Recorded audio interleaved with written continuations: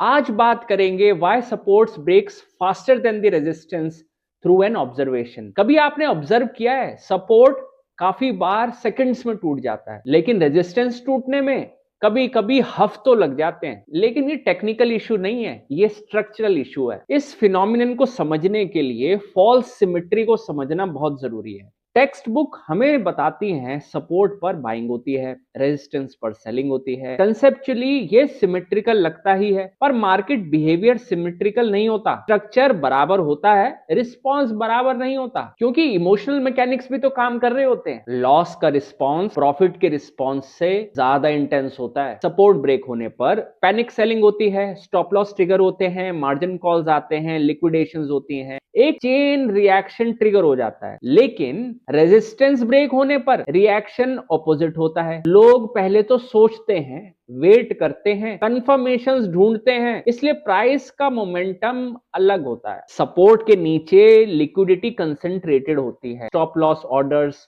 Short entries, liquidation level सब एक zone में स्टैक्ड होते हैं। ब्रेकडाउन के साथ मार्केट को एग्जीक्यूशन मिल जाता है, लेकिन रेजिस्टेंस के ऊपर लिक्विडिटी डिस्पर्स्ड होती है, इसलिए अपसाइड मूव्स स्लो और ग्रेजुअल ही होती हैं। अब एक पोजीशनिंग इंबैलेंस के बारे में बात करते हैं। सपोर्ट्स के पास ज्यादा लोग इन्वेस्टेड होते हैं, ब्रेकडाउन होते ही पोजीशन लॉस में जाती हैं, फोर्स्ड एग्जिट शुरू हो जाती हैं।